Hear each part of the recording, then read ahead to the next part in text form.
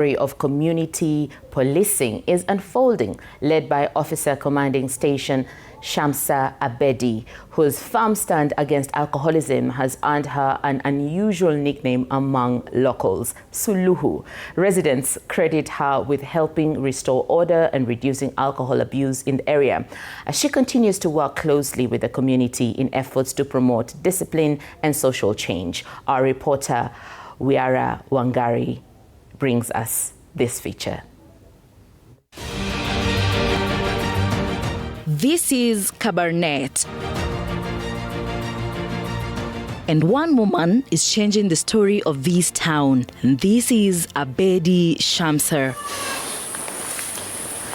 Abedi Shamsa, a mother, a sister, but equally important, she wears the blue hat of high order, an officer of the law. But in Kabarnet, she has become something more. A reference point, a symbol of what it means when authority meets humanity.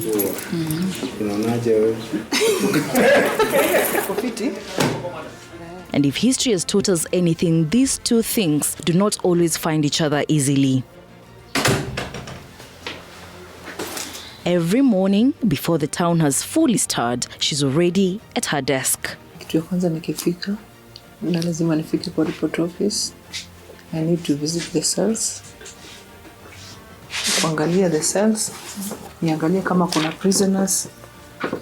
I see their well-being, kama wamekunywa chai, kama wako na any problems. And then from there, unakuja unapitia the OB, you read the reports on the matters which have been reported. And then from there, you assign to different officers. And then unaangalia generally the station area. Mzee unasemaje? She does not need to shout. She does not need to. In a world where authority is often measured in decibels, she has quietly rewritten the rule book, and Kabarnet residents have already seen Asha's impact.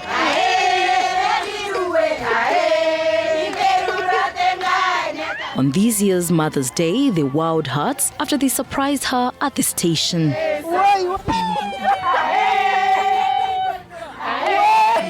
Her work speaks loudly enough that it earned her a seat and a name from residents, Suluhu Hassan. If you ask me how it came about, I can't tell.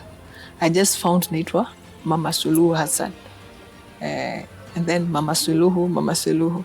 So hata ukipata, they joke around wanasema, kama unafanya makosa nakwambia Mama Suluhu atakupata.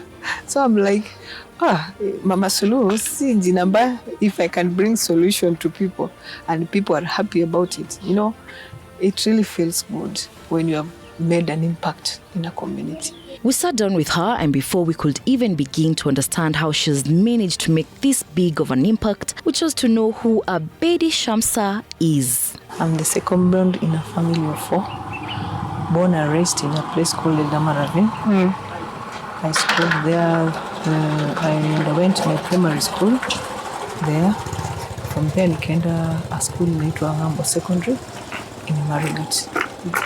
From there, ndio nikaweza kujoin the forces back in 2002. I'm a mother of 1, happily married. Oh, nice. Okay, my inspiration, I can't say that I really wanted to be a police officer, but nilikuwa natakanga tu, I just wanted to work in a place whereby there are so many people who are so much in need. I just wanted to help. What she casually describes as a career she did not exactly plan for was earned the hard way. She started as a constable, every step up the ladder to a position now as Officer Commanding Station.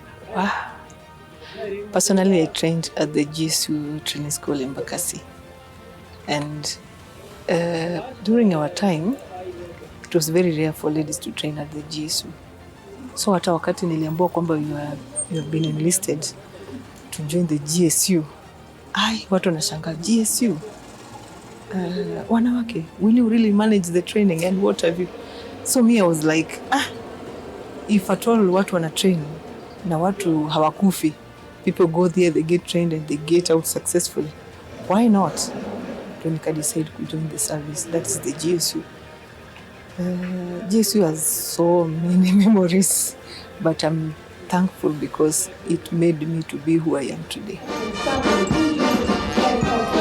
National Police Force became the National Police Service, from a force to a service. OCS Abedi will tell you that change in name was not just administrative, it was a shift in philosophy.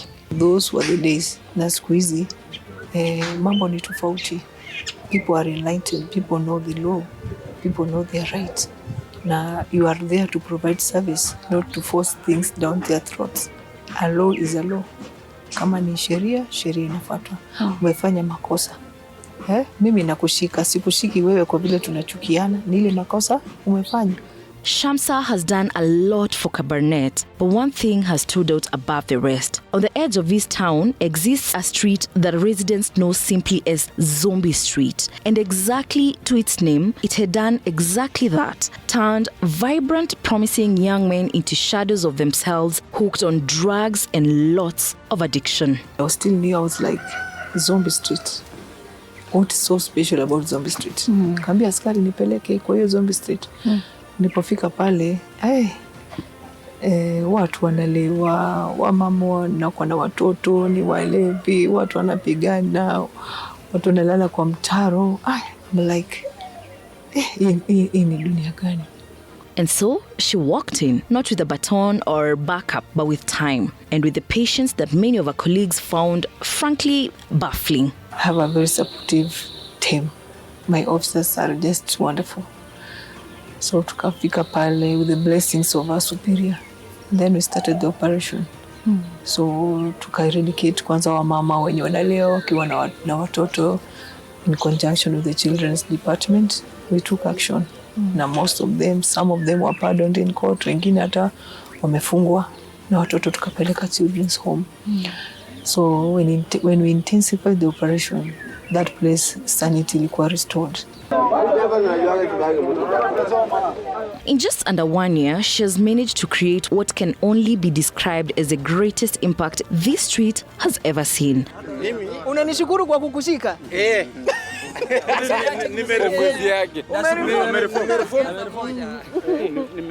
But let's be clear. Zombie Street Rehabilitation is not a program you launch and walk away from it. It is Tuesday afternoon, sitting with residents who have nothing and choosing to show up again on Wednesday and Thursday and the Thursday after that. OCS Abedi Shamsa will tell you the real work is deeply, stubbornly, quietly human. Sana mimi napenda ku make friends, talking with everybody. Na through that interaction, ndio unapata watu wanakuwa free.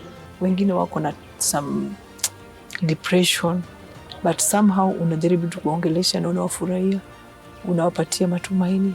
That's why we are where we are.